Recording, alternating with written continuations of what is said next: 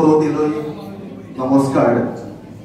ধেমাজি স্নাতকোত্তৰ প্ৰশিক্ষণ মহাবিদ্যালয়ত অনুষ্ঠিত কৰা ডক্টৰ ভূপেন হাজৰিকাদেৱৰ শতবাৰ্ষিকী জন্ম জয়ন্তী অনুষ্ঠানত উপস্থিত থকা মহাবিদ্যালয়ৰ সন্মানীয় অধ্যক্ষা ডক্টৰ কিলমণি চুতীয়া বাইদেউ, সন্মানীয় শিক্ষাগুৰু ববী দত্ত বাইদেউ, সন্মানীয় শিক্ষাগুৰু বিনীতা গোহাঁই বাইদেউকে প্ৰমুখ্য কৰি সন্মানীয় শিক্ষাগুৰুসকল আৰু সন্মানীয় প্ৰশিক্ষাৰ্থীসকল, পোনপ্ৰথমে অসমীয়া জাতিৰ হিয়াৰ আমঠু জনতাৰ শিল্পী ডক্টৰ ভূপেন হাজৰিকাদেৱৰ শতবাৰ্ষিকী জন্ম জয়ন্তীত তেখেতলৈ আমাৰ ৰেড হাউচৰ তৰফৰ পৰা যাচিছোঁ সশ্ৰদ্ধ প্ৰণিবাদ প্ৰণিবাদ আৰু প্ৰণিবাদ। লগতে তেখেতক আজিৰ এই পবিত্ৰ মজিয়াৰ পৰা আমি তেখেতক শ্ৰদ্ধাৰে স্মৰণ কৰিছোঁ।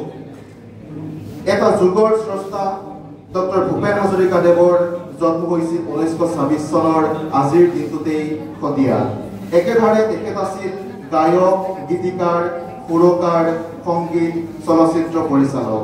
বহুমুখী প্ৰতিভাৰ এই মহান শিল্পীগৰাকী কেৱল অসমীয়াৰেই নহয়, সমগ্ৰ ভাৰতবাসীৰ লগতে বিশ্ববাসীৰ আছিল বৰ আপোন। সমগ্ৰ বিশ্বতেই আছিল তেখেতৰ গুণমুগ্ধ। মানুহৰ বাবে গান গোৱা, জাতিটোৰ বাবে গান গোৱা ডক্টৰ ভূপেন হাজৰিকাৰ গীতসমূহত আছে মানৱীয় প্ৰমূল্যবোধৰ চিন্তাধাৰা, য'ত মানুহৰ প্ৰতি থকা শ্ৰদ্ধা, একতা, ভাতৃত্ববোধ আৰু জীৱন সংগ্ৰামৰ প্ৰতিচ্ছবি প্ৰকাশ পায়। ভূপেনদাৰ গীতত প্ৰকাশ পায় জাতীয়তাবাদৰ জোৱাৰ। আহকচোন আমি ৰেড হাউচে যুগুত কৰা আমি তেখেতৰ গীতত থকা মানৱতাবাদৰ বিষয়ে জানিবলৈ চেষ্টা কৰোঁ। মানৱতা আৰু দেশপ্ৰেমৰ অভূতপূৰ্ব নিদৰ্শন দেখুৱাই যুগে যুগে অসমীয়া জাতীয় জীৱনত শিল্পত্বৰ অমৰ গাথা সজাই যোৱা ভূপেনদাৰ মাতৃভূমিৰ প্ৰতি আছিল অগাধ মৰম আৰু ভালপোৱা। মাতৃভূমিৰ কাৰণে নিজৰ জীৱন দিবৰ বাবে প্ৰস্তুত আছিল তেওঁ। অসমৰ আকাশত উৰি ফুৰা অকণমানি জিলা এখনো তেওঁৰ দৃষ্টিৰ পৰা সাৰি যাব পৰা নাছিল। এসাগৰ দেশপ্ৰেমৰ আকুলতা আৰু দৰদীৰ হৃদয়ৰ অময়াবোৰ কণ্ঠত নিগৰাই সেয়েহে তেওঁ গাই গৈছিল এনেদৰে।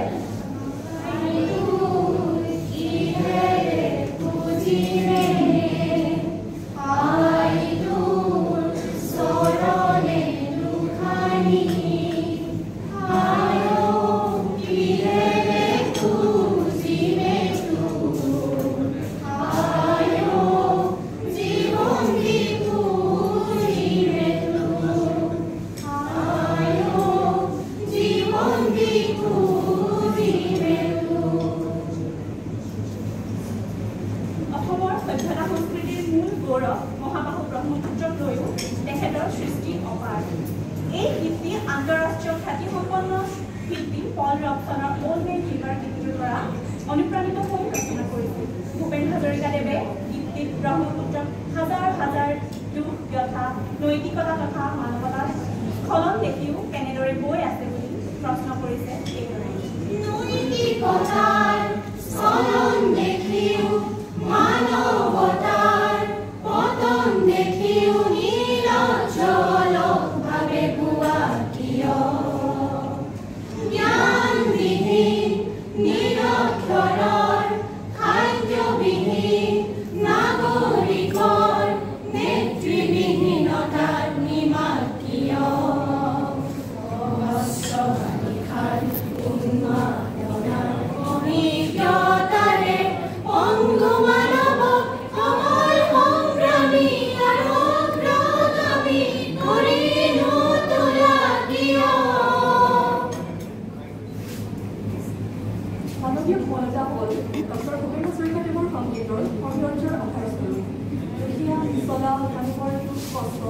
দাৰিদ্ৰ বা দুৰ্লভ পৰিস্থিতিৰ সৰু চিত্ৰখন দাঙি ধৰাত তেওঁ সঁচাই এজন অদ্বিতীয় শিল্পী।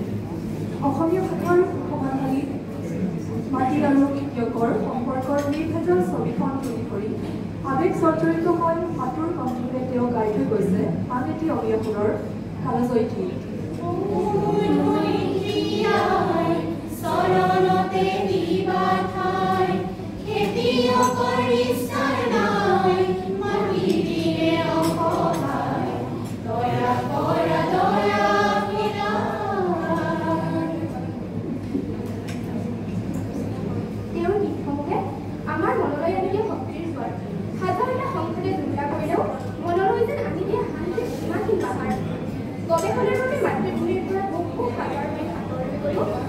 চেতনা নবআলোকেৰে অসমীয়া জাতীয় জীৱন সলনি কৰিবলৈ তেওঁ চলাই গৈছিল অহৰহ প্ৰচেষ্টা। তাৰে ফলশ্ৰুতিত পুনৰ আটলাণ্টিক মহাসাগৰৰ কাষত থিয় হৈ উচ্চ জলতৰংগত আপোন বিলীন হৈ যুৱচেতনা আৰু তেওঁৰ মনৰ মাজত চলি থকা প্ৰখ্যাত মহাসাগৰৰ অগ্নিমালা সকলোৰে আগত উপস্থাপন কৰিবলৈ তেওঁ গাই গৈছিল এনেদৰে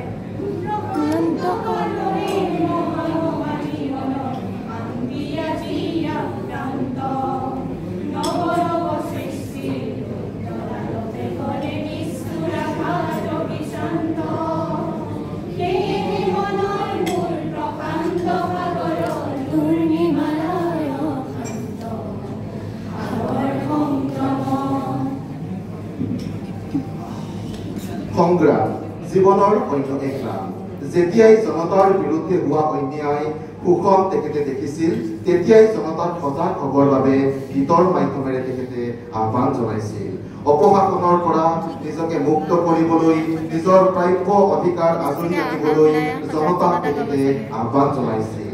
আন্ধাৰ বিনাশ কৰি পোহৰৰ বাট বুলিবলৈ তেখেতে গাইছিল।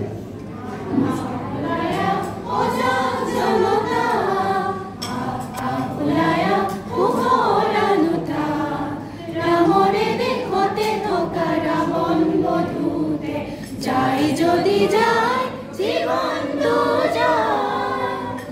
তেওঁ সপোন দেখিছিল এখন নতুন সমাজ গঢ়াৰ। তেওঁ সপোন দেখিছিল অসমীয়া জাতীয় জীৱনত এক নতুন দিশত ধাৱমান কৰাৰ। সেয়েহে সমাজৰ অন্যায়, অশান্তি, হিংসা, বিদ্বেষবোৰ আঁতৰাই নৈতিকতা সততাৰে ভৰপূৰ এখন গোলাপৰ দৰে সুন্দৰ সমাজ গঢ়াৰ হেঁপাহেৰে তেওঁ গাইছিল।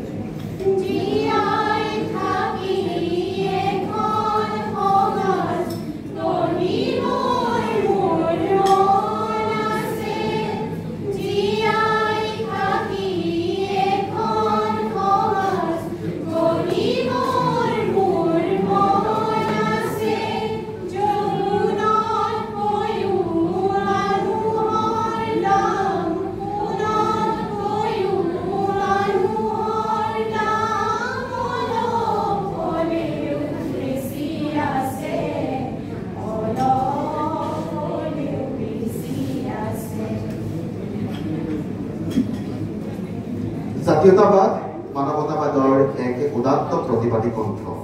অসমৰ জনতাক জাতীয় চেতনাৰে উদ্বুদ্ধ কৰি এখন সুন্দৰ সমাজ গঢ়াৰ প্ৰয়াস কৰিছিল ভূপেন দাই। সৰ্বহাৰাসকলক তেওঁলোকৰ সৰ্বোচ্চ ঘূৰাই দি এখন নতুন অসম গঢ়াৰ সপোন দেখিছিল। নৰসংকাৰক অস্ত্ৰ হিচাপে ব্যৱহাৰ কৰি শোষকৰ বিৰুদ্ধে কৰা সংগ্ৰাম তেখেতৰ গীতত দৃশ্যমান। সেয়েহে 13 বছৰ বয়সতেই তেখেতে গাইছিল।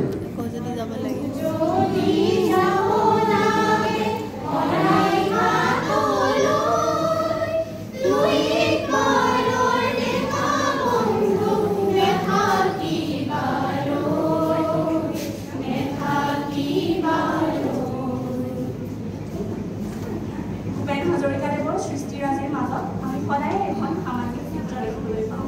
মানৱদৰদী শিল্পী হিচাপে তেখেতৰ গীতসমূহত মানৱতাবোধ আৰু সমাজ সচেতনতা সঁচাই বৰ নিখুঁতভাৱে প্ৰকাশ হৈছিল। 1960 চনৰ অসমত আৰম্ভ হোৱা ভাষা আন্দোলনৰ বিভীষিকাময় সংঘৰ্ষৰ সময়ত তেওঁ লিখি উলিয়াইছিল এই বিখ্যাত গীতটিত প্ৰতিধ্বনিত হয় সামাজিক বৈষম্য, অন্যায়, অবিচাৰৰ বিৰুদ্ধে উদাত্ত আহ্বান।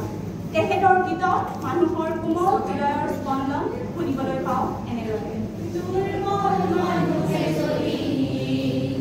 জীৱনৰ উবাল নদী পাৰ হৈ তোমাৰে সাহস, তুমি হেৰুৱাবানো কি দুৰ্বল মানুহে যদি জীৱনৰ উবাল নদী পাৰ হৈ তোমাৰে সাহস, তুমি হেৰুৱাবানো কি মানুহ যদি নহয় মানুহ দানৱ কাহানিও নহয় মানুহ কাহানি বা হয় মানুহ লাজ পাব কোনে লুকুৱা সমনীয়া মানুহে মানুহৰ বাবে।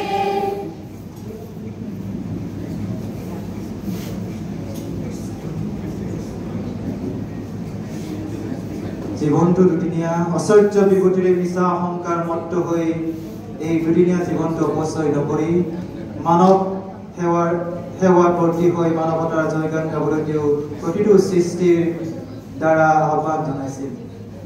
আমি যে সকলো একেখন নাৱৰে যাত্ৰী এই সত্যটো উপলব্ধি কৰি পল ৰবিনছনৰ বিখ্যাত উক্তি তেওঁ কৈছিল, উই আৰ ইন দ্য চেম বট ব্ৰাদাৰ।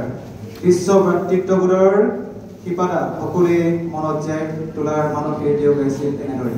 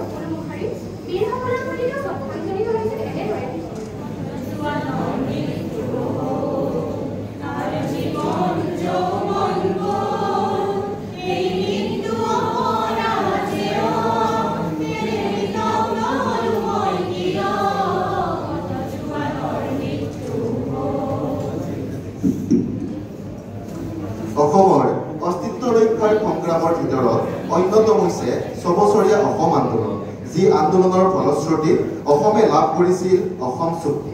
বিদেশী বহিষ্কাৰৰ এই আন্দোলনত নিজৰ জীৱনৰ সৰ্বোচ্চ ত্যাগ দিয়া ৮৫৫ জন ডেকাৰ কৰুণ বীৰত্বপূৰ্ণ ত্যাগৰ বৰ্ণনা ভূপেন দাই গীতৰ মাধ্যমেৰে কৰিছিল।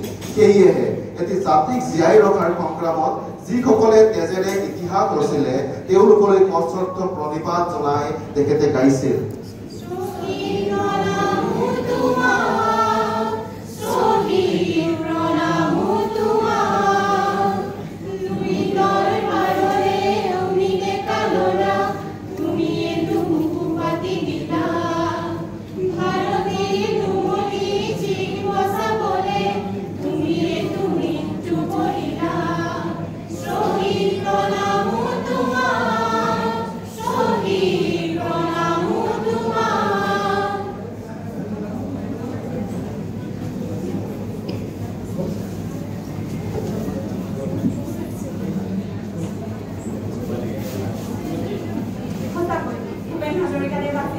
এগৰাকী মানৱদৰদী মানুহ। তেওঁৰ গীত আৰু কৰ্মৰ বিষয়ে লিখি বা পৃথিৱীৰ ইমূৰৰ পৰা সিমূৰলৈ সাংস্কৃতিক কথাৰে কথাৰে বাট বুলি সোণ হেৰিয়া কথাবোৰ বুটলি বুটলি গীতৰ মাজেদি মানুহৰ প্ৰাণে প্ৰাণে হৃদয়ে হৃদয়ে দি গ'ল। তেখেতৰ সৃষ্টি কৰ্মৰাজিৰ লগতে মানৱতা দুখক সন্মান জনাই আস্থাৰে জীয়াই ৰখাটো আমাৰ প্ৰতিজন অসমীয়াৰে কৰ্তব্য আৰু দায়িত্ব। পুনৰবাৰ তেখেতলৈ তেখেতৰ শতবাৰ্ষিকী জন্মজয়ন্তী তেখেতক শ্ৰদ্ধাৰে স্মৰণ কৰি তেখেতলৈ যাচিছোঁ শত কোটি প্ৰণিপাত। তেখেতৰ কালজয়ী সৃষ্টিৰাজি যুগ যুগান্তলৈ অমৰ হৈ ৰ'ব তাৰেই কামনাৰে আমি আমাৰ ক'ব লগাখিনি তেখেতৰ এটি গীতেৰে সামৰিব বিচাৰিছোঁ।